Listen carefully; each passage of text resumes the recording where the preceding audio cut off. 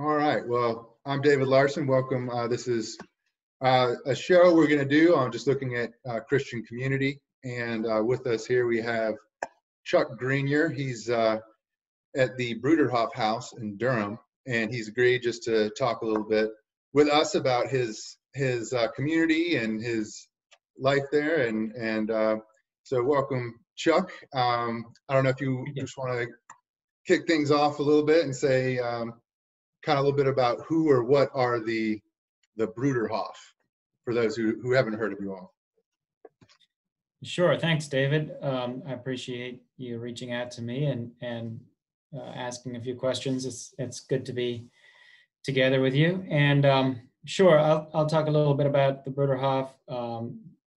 I'm a member of the Bruderhof communities, which is a Christian community where we live intentionally together and want to follow the example of the first church in Acts 2 and 4, where it explains how the believers got together after Pentecost and were of one heart and soul, and they shared everything in common. And so that's our inspiration. That's our example of what we want to follow. And in doing that, we believe it's as close as possible, close as we can, to follow the teachings of Jesus, who is the core of our life and our faith.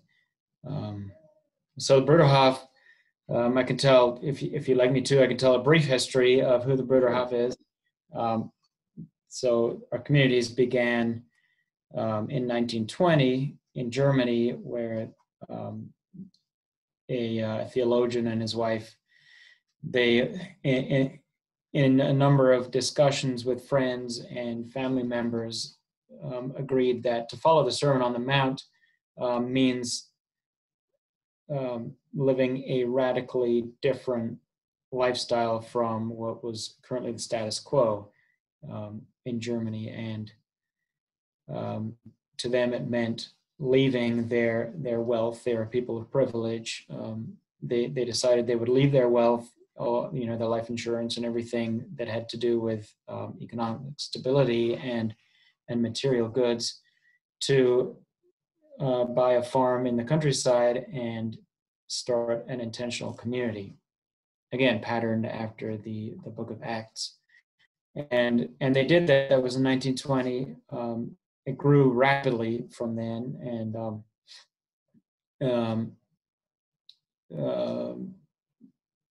briefly, when that was, of course, before the Second World War, when Hitler came to power. Later on, they eventually ended up being kicked out of Germany because they stood for peace and were not going to align themselves with the Nazi regime. And so miraculously, actually, they were able to escape from Germany, or they were given like 48 hours to leave the country. And they packed up and left, went to England first, and then, because they were German in England, that was a problem for the English country. So they left England and went to Paraguay, which was, interestingly, was the only country that was willing to take them. 120 refugees from Germany, religious order, of people. It was a lot of countries threw up their hands and said, no, we don't want you because of what you stand for, and there's a political thing here and there and whatnot. But Paraguay took them, and they were able to establish community in Paraguay for about 20 years before they ended up moving back up to the States in an effort to be closer to people, to society, to reach out to folks in the States. And so they started a community up in New York, and then soon after in Pennsylvania, and since then it's been growing. We now have communities, I would say 8 or 10 large communities in the States, mostly in the Northeast, and then 2 in England, Germany, Australia, Paraguay, Austria. I'm trying to think if there's any others. There's a bunch in the States, and among those is our community here in Durham, which is a small community, like a mission expression down here in Durham, where we have a number of students living with us. And so that's pretty good. That Before we wraps get up. to them, to your house, I was just curious. So you started with the movement started with, you said, like 120 people that kind of left Germany, went to Paraguay, and then came up to the United States. Where did you see the growth coming from? Was it from kind of missionary actions like what you're doing, or was it just word of mouth? Or because you have a few thousand people now, so it's grown kind of Sure. exponentially, I guess, over the last half century, or 80 years, or however long that is. You've Actually 100 years this year. Oh yeah, Yeah. true. 1920 to 2020, so 100 Yeah. years. Where did that growth mostly come from, June? It's a great question. Initially, it came basically from word of mouth, I think, and Eberhard Arnold, who is the founder of the community, he was a speaker, and he did a lot of public speaking in Germany, and in that way attracted a lot of folks who are seeking a new life, something different from the norm, and the communities grew from that. And then I know also part of the history in England, which is where my grandparents joined the community. There was, again, like after the First World War and before the Second, there was a huge movement toward peace and community, actually. And I know my grandparents were part of what they called the Peace Corps at that point. No, not Peace Corps, the Peace Pledge Union, which was a group of hundreds of people who signed a pledge that said we're never going to fight war anymore. And that was kind of a movement toward a different kind of society. And through that, I think there was like a book of different community groups, and many people visited the Bruderhof community, and many people joined during that time. So it grew pretty rapidly to 300, 400 people at that point. And then in Paraguay, there wasn't so much growth because they were a little bit off the map there, but then the community in England kept going and kept adding members there. When they moved up to the States, there was another big influx of people who, again, were interested in a different way of life. At that point, there was the Vietnam War, and there was whatever else ferment was going on in the States, during the 60s up to like 70s and then 80s. There's a lot of people interested in a different way and in community. So was that what brought a lot of people in? Was the type of person is often a seeker, often somebody who's looking for community or a place to belong, or were you guys kind of going out and trying to recruit people, or is it mostly people seekers that find you? Or?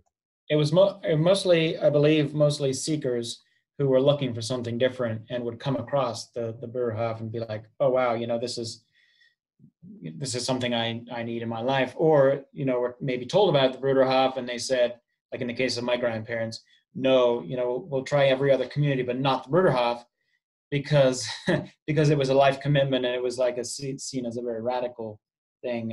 And yet when they showed up, they were like, wow, we're home. And that happened to many people during that time. Now, more recently, the growth has been more internal. Maybe in the last 20 years or something, there have been new folks trickling in, new members coming from, outside the community, if you will. And which is why now we're doing a lot more. Like we're branching out into smaller communities like ours, where much more effort is going into just being a part of other people's lives and other churches, and spending time with folks who are following Jesus, just as radically as we are, but in a different expression. And just for us to be here in Durham, reaching out to college students and reaching out to our neighborhood, we feel is like one of the core parts of who we are. And, you know, if through that people, one or the other decides that, wow, you know, that witness of a completely different way of life is something for me, that's awesome, but that's not like our total focus. It's not like a recruiting mission, if you know what I mean. Yeah. Would you say a bit about, so you're saying a lot, when people visit, they see something very attractive, just in terms of what that lifestyle is? Because I know you grew up in England in a Bruderhof community. What is that lifestyle? How would you describe kind of the way a Bruderhof community, especially, you know, the one that you grew up in, what was that like? So, like I mentioned, it's a full community of goods, and so what that means is that we share everything in common, particularly financially and material goods. So anything that I have is not my own, and so that obviously puts a certain emphasis on life. You know that my focus can then be, you know, in interacting with other folks. So basically what it looks like practically is we'll have a bunch of families, singles, old people, young people, living together on a particular, either a campus type of setting or small village, or like in our particular case, a house. And people, you know, unrelated will be living together intentionally. But as I grew up in a larger community in England, like a little village. We had a school, we had a factory where folks went and spent the day working. We had people working in the daycares and teaching in the schools. And, you know, there's a kitchen facility, obviously people need to eat, and then laundry and different departments like you would in a household, just expanded into a larger family setting. And so that's kind of how life looked and looks in community. And you're welcome to ask more specific questions, like anything else you're interested in. I was thinking, you know, on the that could be a little difficult with personal possessions being seen as kind of a community. Are there like if you have a book that you're reading, you know, somebody couldn't just come up and grab it from you? Like there's a way that it's yours in a sense, at least. Like if you have a bookshelf in your home with your books, are those other people are welcome to take them, or is there like a process of sharing these goods, like somebody mediates, or how does that happen if there's no personal property? I mean, in everything, there's an understanding that, like, if it's on my bookshelf, somebody else isn't like free to just like show up and take it, right? It's even though it's publicly, you know, property that I didn't purchase and it's not my own, it's on my bookshelf, right? And my neighbor can come and say, hey, can I borrow your book? Just like anybody would, right? It's a similar just kind of attitude. And I guess what's important in this discussion is just the idea of, like, in community, I can't just be there for myself. Like if somebody does ask me for a book, I would normally, unless I'm reading it right now, I'll be like, yeah, sure, absolutely, take my book and let me know when you're done, kind of a thing. But if I'm not there just for, you know, for myself, if I'm there for the others, and my attitude is looking outwards, then I'll be so much more willing to either like offer my book or be willing to let go of it for a time. Or you know, there's also like a library where books are like a library too, you know. That's one thing, but there's other things, like people sometimes ask, oh, what about your toothbrush, or what about your shirt and stuff? Okay, well, there's some practical things, obviously, that, you know, maybe I didn't buy it, but nobody else is going to use it, right? When you say you don't buy it, does that mean you make a request to Right. somebody and they provide it for you? Yes. Yep. Okay. Yeah. I was curious on, so a lot of communities like monastic communities, the Benedictines, and they would have what they call a rule, where you follow things, or with the Amish, they have the Ordnung, which is, what their brim size of their hat, or, how they shave their beard. Theirs is very strict, but I was wondering, most communities have some kind of rule. Did you have something like that to keep pretty organized and strict on, sexual mores and, possessions, obviously, things like that? And was it pretty strict to keep the community together, or could it be pretty lax? Or would that, if it was too lax, is that the kind of thing that might, lead to more chaos? I guess that was a long way of asking if you had kind of a rule to Yeah, govern. no, that's a good question. So we have a couple of things. We have a book called The Foundations and Orders, just basically call it Foundations, and it basically covers like the elements of our faith, and then like what the practical life, how that lives out, and then also like our roots and forerunners and people we look to as guides. So there's that, which also covers like marriage, and covers some of those basic tenets of what we believe and how our faith is lived out.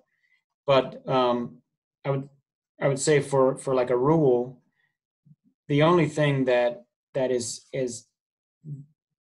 the thing that is mainly important, aside from like biblical, the Bible, is that what we call like the first law of love, which is that there is no law except love, and love is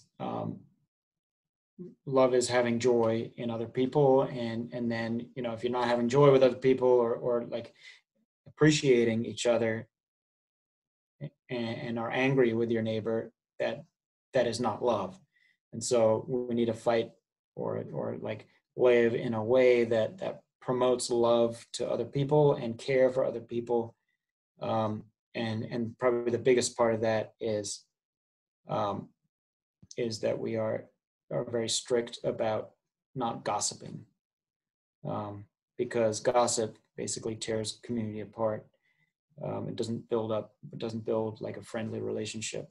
So so that's like the one rule. There's no rule except love, and that means basically care for each other and don't gossip. And everything else is basically lived directly out of biblical teaching, but we've laid it out in this Foundations book for like ease of like, oh, okay, that's what you think about marriage. Oh, it comes from here and there and the other place in the Bible. Okay, great. Like that. So we don't have like you were saying about the Ordnung from the Amish, we don't have like a layers of like laws and this is how it is, and practically, it's that. And, if that makes sense. And I don't know, like your question about if it should be strict or loose, and how that affects daily life. Basically, this law of love covers it, and also direct address. So instead of gossip, if we have a problem with somebody, we'll go directly to them and say, listen, whatever your problem is, I don't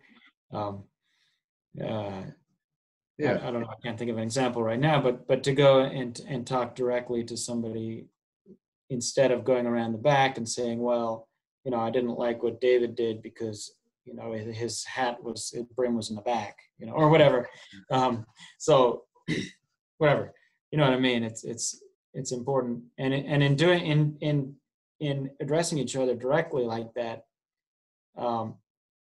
you don't necessarily, like if everyone's there for the others, you don't really run the risk of things getting like totally out of hand, like sexually or in any way, because if we care for each other and if we love each other enough to go and talk to somebody else where we feel like maybe they're straying a bit from the care of others, or living for themselves or whatever, everyone has the responsibility. Does that make sense? It does.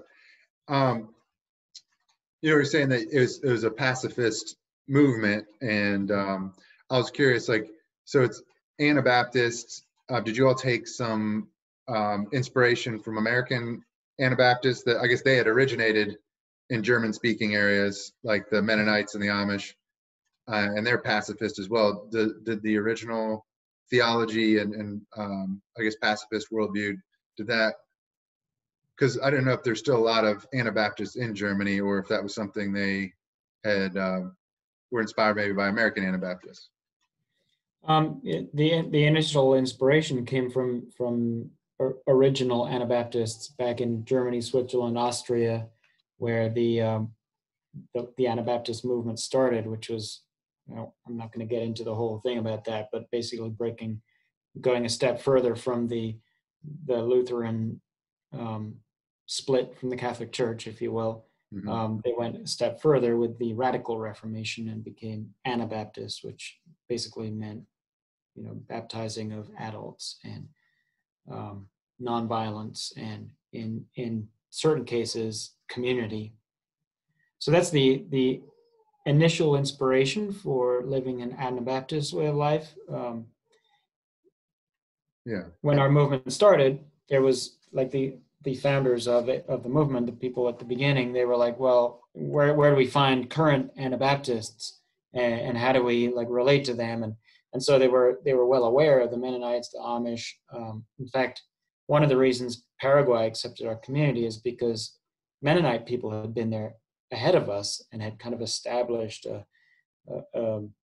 like a precedent for like religious orders coming down. So it was an interesting connection with Mennonite Church. And then there was the Hutterite Church, which is also Anabaptist and also communal. And our founders were very inspired by the Hutterites, and particularly the Hutterites of like the 15th and 16th centuries. Very inspired by their life and their witness, and were eager to connect with current Hutterites in Canada and the States, which they did, and actually became members of the Hutterite Church, which is a pretty neat and interesting history. But yes, so as you say, there was plenty of inspiration from American Anabaptists.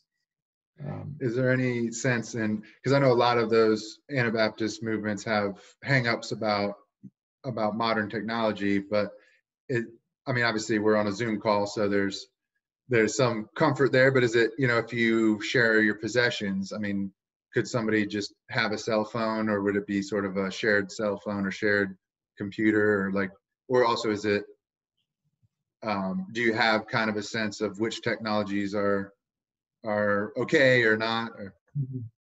Yeah. So we have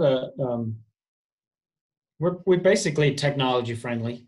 Although in saying that, we're really eager that our children grow up rather experiencing nature than computer screens or television.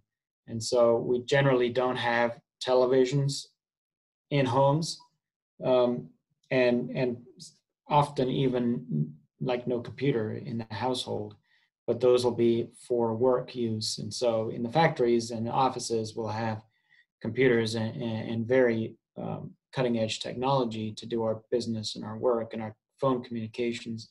Most people now have a cell phone, but it's a cell phone that has been provided by the community for whatever use it's needed, for personal use or business use or whatever. And so it's not a cell phone that I've gone out and purchased for myself, and I don't pay for the plan myself. It's done as a bulk payment for a major plan with multiple cell phones that are then given out to people to use. So the cell phone I use is my cell phone because it has all my contacts and connected to my email and all this stuff, but it's not my phone. You know what I mean? So it was given to me to use, and if my capacity changes, I may be asked to hang on to it, or I may be asked to do something else. Like if I become a school teacher, there's less need for me to have, internet and the email on my phone, immediately available. So that might be used for somebody else, right? But now, I mean, increasingly, a phone number is connected to an identity. So, contacts which used to be stored in a catalog file are now like on a phone. And so instead of just going to a computer in a workstation where I can get all the contacts I have and email people, it's different now with everyone's phone number. So life is rapidly changing, and we are trying to evolve with, this rapid changing environment technologically, but at the same time trying to keep, again, it's not like an authoritarian thing. It's more like we're all trying to figure out together, like what's the best use of technology in a way that doesn't trickle down so that every child is on a phone, and that's their entertainment. How do we, keep that at bay and yet stay connected with our friends in the world and updated with the news and, all this media stuff, and, what's the balance? And so it's a never ending, it's a conversation that we just have to keep having. Sorry, go ahead. Yeah, I was just going to say, so if you don't have televisions in the house and the kids aren't playing video games, you grew up in a Bruderhof community. What was that kind of experience as a kid living in kind of a tight-knit little village in England that was, a little separate from everybody else, but you had your little life there? What was that like for a kid, and what kind of things did you all do for entertainment? Sure, it was awesome. I loved it. It was we were outdoors. We played in the woods. We had campcraft and made little fires, and we went on hikes with our school group, and with my family. That's what we did. We went outside, or we played ball, or we had soccer games. Outdoor activities were big. Of course, in England, a lot of the time it's raining, so you either have to get used to wearing wellies and a raincoat, or be inside. But there's plenty of things to do inside too, which don't involve screens. So that was how my life was. I didn't, I from time to time watched a movie because somebody was putting it on. It wasn't like an outlawed thing, but it wasn't something that I expected to do. I was happy, going outdoors and playing with a ball, or, whatever, playing games with my friends outside, getting a bike, or, whatnot. That's what I expected to do. And so I loved it.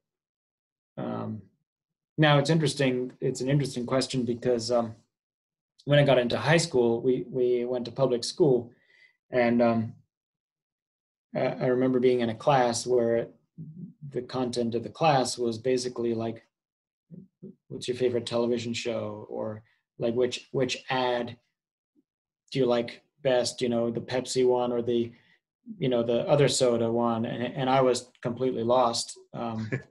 I had an awesome childhood, but I didn't know about like which ads or which actors, or this kind of the whole level of that kind of cultural stuff. But you know what, I went through that class and it was fine, and eventually I was caught up when I needed to be, and so as you grow up, more access to the internet and whatnot is necessary and granted, and here you go, and everything's fine. So it was an interesting little cultural shift there, but it was fine. I lived through it, and it was good. And then if you went to public school, after spending some time in this tight-knit community that was very pleasant and safe childhood, and then did you kind of experience, stay with them throughout your young adulthood, or were you that experience of being in a high school and venturing out, did that ever kind of pull you away from that for a period, or? Yeah. So throughout high school, I was trying to figure out like life outside of the community, because I did, like I said, I went to public school, and then after high school, I experienced a time where I guess a lot of teenagers do. I was kind of rebellious, and and wanted to just kind of branch out on my own and figure out life by myself, because I knew that like my whole background and my parents' thought was like ridiculous, and you know how teenagers are. And so I did that after high school. I left the community, which, by the way, is something that we encourage our young people to do, to find out about life on their own. So I did leave the community. Initially, I went to Ireland and spent a year. I volunteered there in a ministry for reconciliation and peace. It was an awesome experience. It really was. And I learned a lot. I was able to relate to people from all over the world because it was an international ministry. And so that was a cool and an awesome learning experience for me. But in a way, like, it didn't quite satisfy my drive to like be on my own and learn, what life is like caring for myself, because in a volunteer setting, it was also a little bit communal. And so what I did was, after that year, I was committed to a year. After that, I branched out again on my own. I went to college. I studied computer programming, and that was now in Cobblesville in New York. And I did that for a while. I went and had a job here and there, and I learned really quickly that what I had done was in leaving my background, I'd also left my faith behind. And for a while, I was happy with that. I was like, this is great. I can do this on my own. I'm an independent person. I don't need faith. I can take care of this. But after a while, I started realizing that my life was taking a trajectory that I wasn't happy with. I was getting more into like relationships that were, sexually oriented, or I was becoming like disturbingly selfish. Like, I could tell that about myself, and even though I wanted to to go in this path and earn lots of money and have a great job and have all the friends that I wanted and this kind of thing. At the same time, I was becoming more and more, my heart wasn't on that same road as my mind was, if you know what I mean. I was telling myself, hang on there, this isn't right, something is wrong here. And then I realized really at one point that basically I wasn't happy. And I kind of realized that, listen, I'm doing all this stuff, but it's not fulfilling me.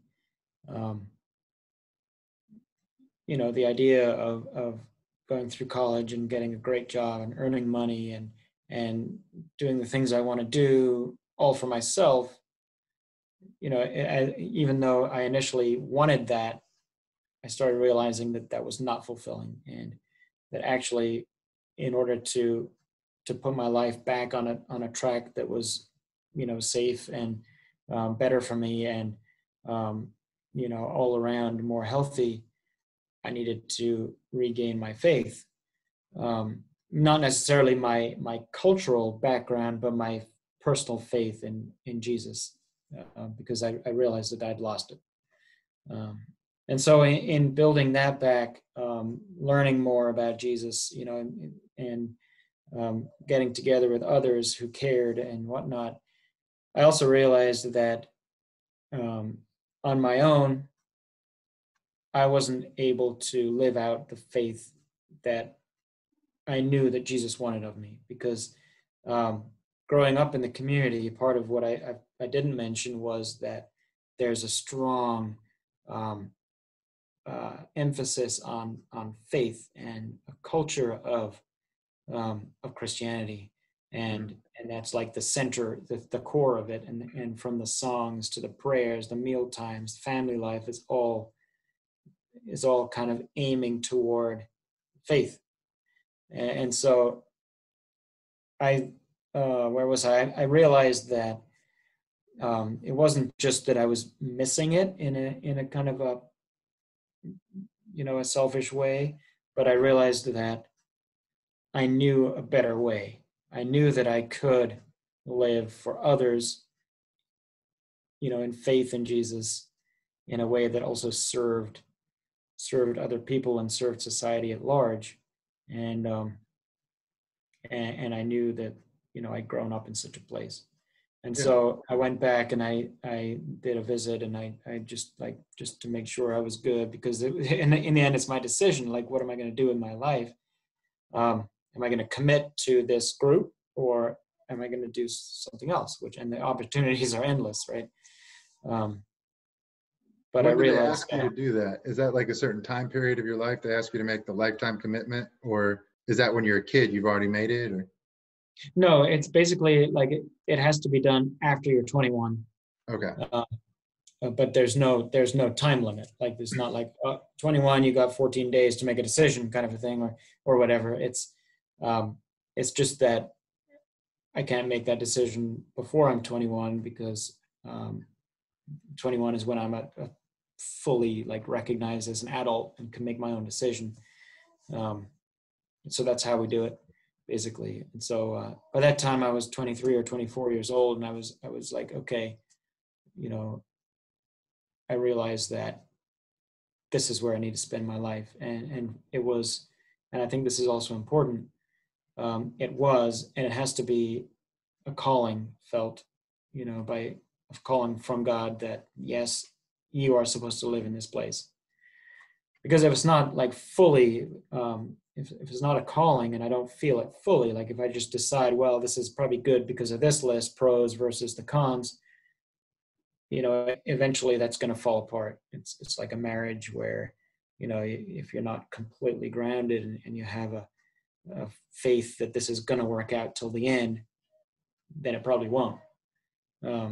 And so that's a bit like this. And I had to be completely convinced that actually, yes, God had called me to live in community with these people. and when in your ministry with the Duke students, do you find that they have similar, because your background, I guess you lived away from the community and then you found you needed, your faith back. You were kind of wandering, you need your faith back, you need a sense of community. Does that kind of resonate with any Duke students that don't have a sense of meaning or don't feel like they have a strong community? Because, we're in a pretty individualistic kind of a culture. Is that something that they relate to? Yes, it is. And it's interesting because I believe like everybody wants some form of community, and and they relate to it in a way. Not all of them. In fact, most of them aren't like, wow, your way of life is amazing, and I want to join up. It's not like that, but it's more like we want to provide a sense of community in terms of like family, and in terms of, here's a place you can come when you need some kind of help, like to caring for their soul and caring for who they are personally, and for their different needs. That provides a community in a way that they are immensely thankful for. We've heard back from many of the students that have been through our house and through what we offer.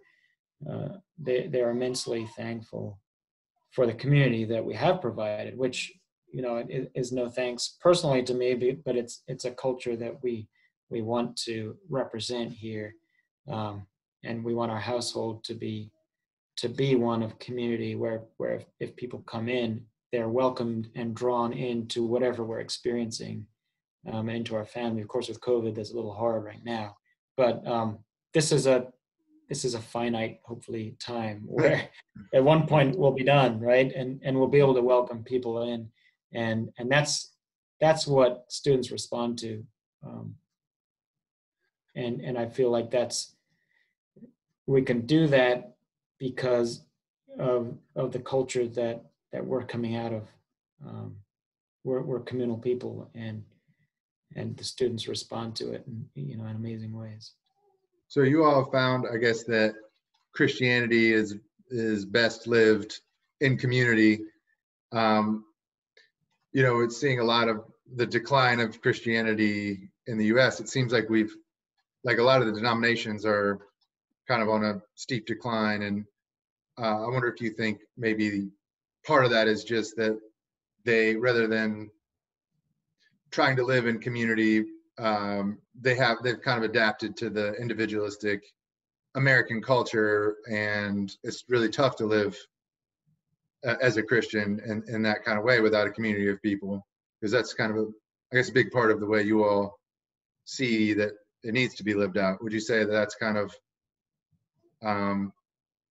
maybe part of American Christianity's problem right now, is that we're not really living it out together? It's more of a personal decision that you apply in greater or lesser degree, you know? Yeah, it's an interesting question, and I'm not sure I can 100% speak for like everyone in other denominations or churches, but I do believe from my experience that that Christianity is best lived out in community, and to a greater or lesser degree. I don't think it has to be a full community, with an Anabaptist tradition.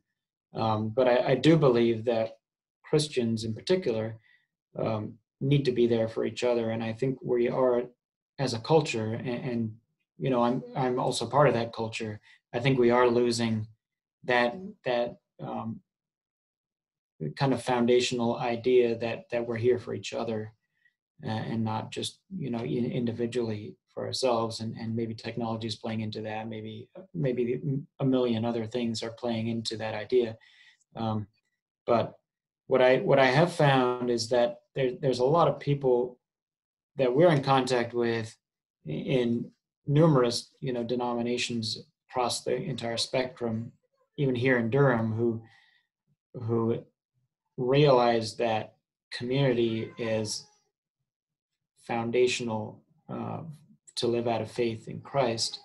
And even if they personally don't live in intentional community, they are seeking community of some form. And whether that form will take place or appear in full like intentional community, or whether it's house churches, or whether it's some other form of gathering, I think that's maybe where Christianity is going. And I think the idea of having the church be the building and all the different things that surround the building, like the actual church, I think that's an idea that people are coming away from. And that's the students that we've talked to, many of them are disillusioned from the church and Christianity in general, because they have this perception that Christianity is all about like the form of it. And and they've been in some cases kind of, I don't know if forced is the right word, but like it's expected that they'll go to church and do the church things and do the right thing. And they're like, you know what, forget this. I don't want to be Christian because I don't want to do church. But I feel like a way of community, you kind of bypass some of that stuff because it's not about church. It's about living together. It's about like caring for each other and living out the gospel in a way that isn't about how you do it. It's more about just doing it. That makes sense. Yeah. And I think community helps in that. I don't think it's the way necessarily, but it helps in, because we can help keep each other accountable to each other, and we can help each other from losing our faith, because we all care and we want to stay together and we want to remain faithful, connected to the vine. Do you feel like community, you have enough people to have that sense so it's yourself and your wife, and you have a child or two, and then maybe some other people live there, or how many people live in the house? Yeah, we have one child. Dion is just adopted, and otherwise we have, it depends, like between 3 and 5 single people living in the house with us. And then there's another kind of auxiliary house where another couple lives. So in our Durham community, we're between 8 and 10 people right now. And The single But people that live with you, are those Bruderhof or are those Duke students who just agree to live there for a while? Or it's Bruderhof people. That's an interesting term because some of them are not members, but they've grown up in the community and they're going to college and in a time of discernment. So currently there's no Duke students living with us, although we'd be open to it. So your question was, do we have enough people to kind of live out the embodiment of the community I was talking about? I think yes, because even like Jesus says, even 2 or 3 people, I'm going to be there. And so I think that's, again, it's a pointer toward community where we can be together, and it doesn't have to be an elaborate thing. It can be just a few people, and yet we're doing it together. So that's encouraging, because it doesn't have to be 3,000 people all like with a common purse and this kind of thing, but it can be, anybody can do it, community, right, with a couple of neighbors and people who are like-minded. So that's inspiring to me. So yes, we're enough people. We're also like connected with our movement, and so we stay connected there. And are you planning on going back to one of the bigger, like Pennsylvania or New York communities that are bigger after a time here, or is this kind of your mission? Currently, this is our mission in a way. It's something we've been asked to do, actually, and that's kind of how it works within our communities. We're not, again, as we become a member, we give up the idea of deciding what we're going to do with our life, and so we get asked to participate in various ways. I've been a school teacher, and I've been a factory kind of guy, and I've been in product design, and I've been here and there, depending on where the need is. And our family has been in various mission outposts in our 12 years of marriage, in the States and Australia and here in Durham. But it's not something that we have a lot of control over, though, like, our church knows that we're here and knows that we're happy here and knows that it's fine and everything's going well. The only reason to have us move away would be if there's a particular need somewhere else where we would be needed. Like, for example, for a while we moved up to Albany, New York, because during COVID the folks taking care of that community were nurses, and they needed to be used in a hospital, and so we jumped in there. So that's the kind of thing where we'll do what we're asked to do, and that could mean leaving Durham, in a matter of a couple of weeks. Okay, you need to go there, and we'll just do that happily, because that's what we're committed to, and that's the way we can support something greater than ourselves. Having said that, call, just curious, is there a elected leader or council that will decide things like that, or?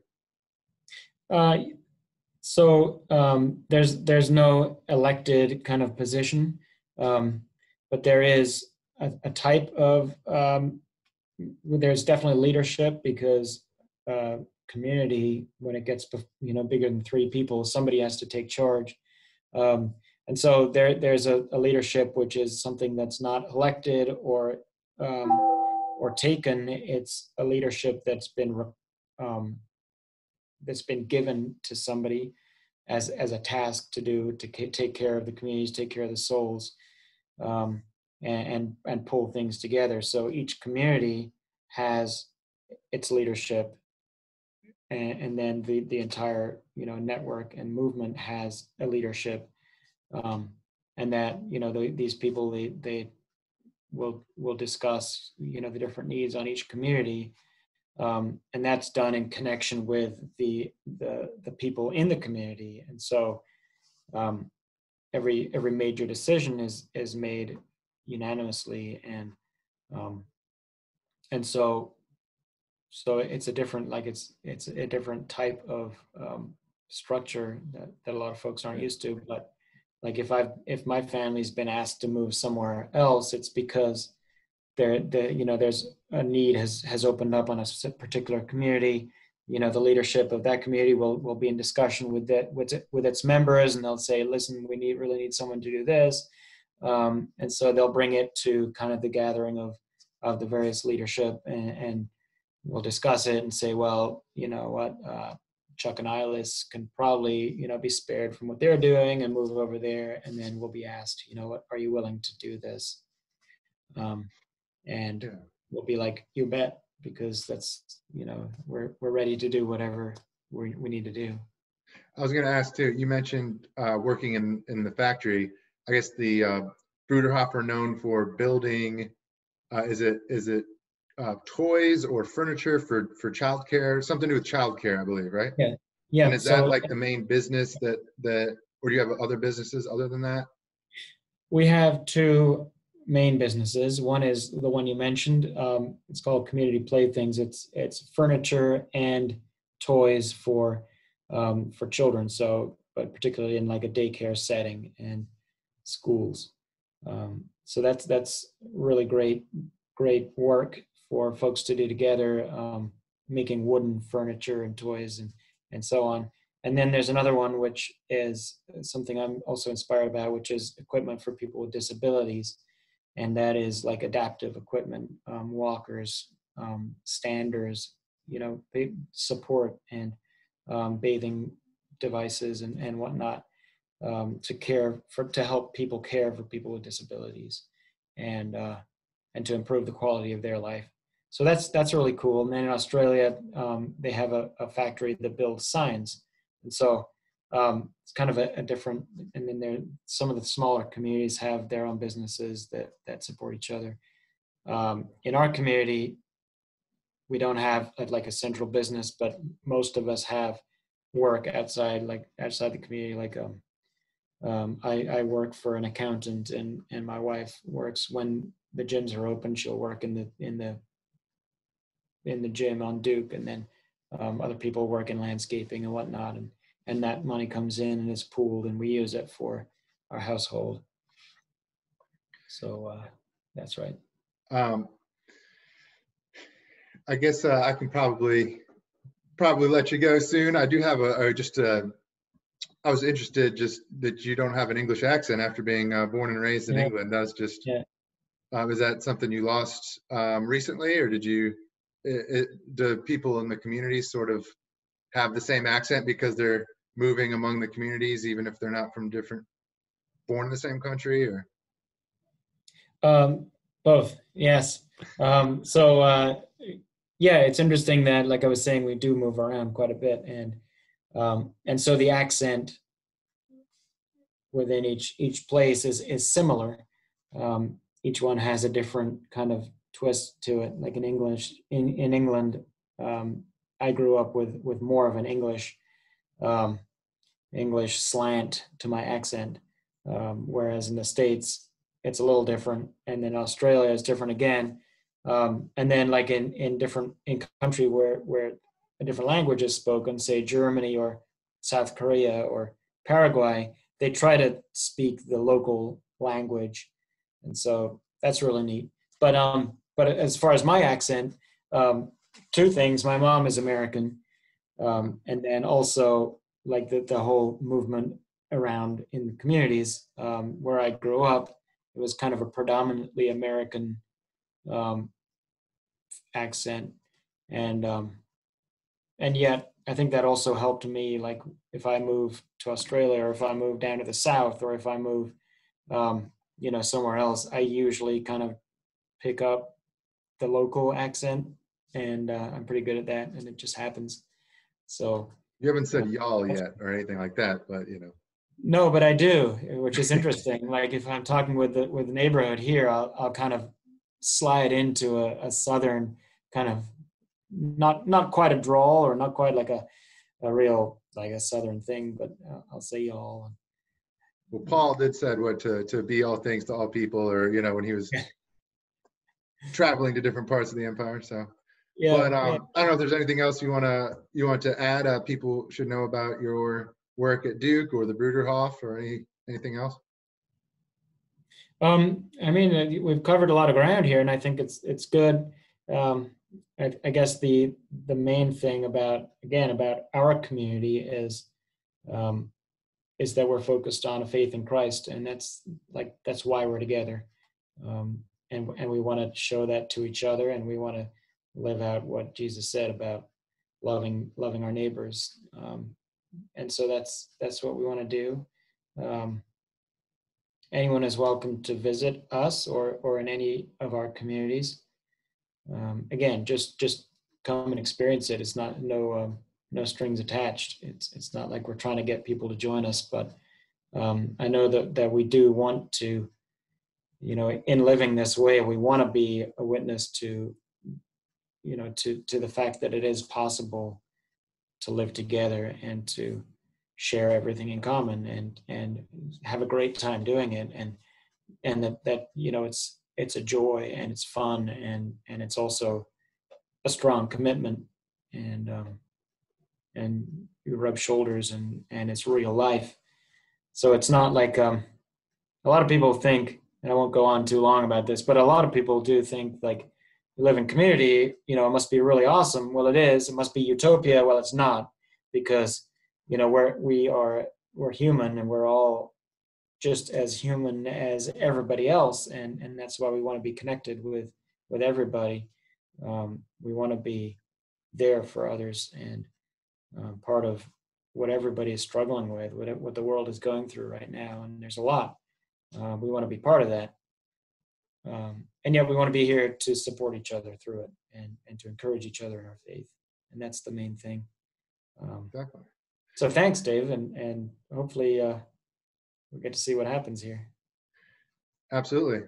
Well, again, thank you for agreeing to speak with me. I mean, it was great to learn about your movement and about your life and your ministry here in Durham, and hope to maybe when all this coronavirus stuff is done, since I also live in Durham, I could maybe drop by and see what you guys do, and really appreciate you just taking the time and being generous enough to kind of invite me into your home digitally like this. So sure, yeah. Thanks, David. I appreciate it, and I do hope that we can get together and spend time together. And all the best to your family, and thanks a lot.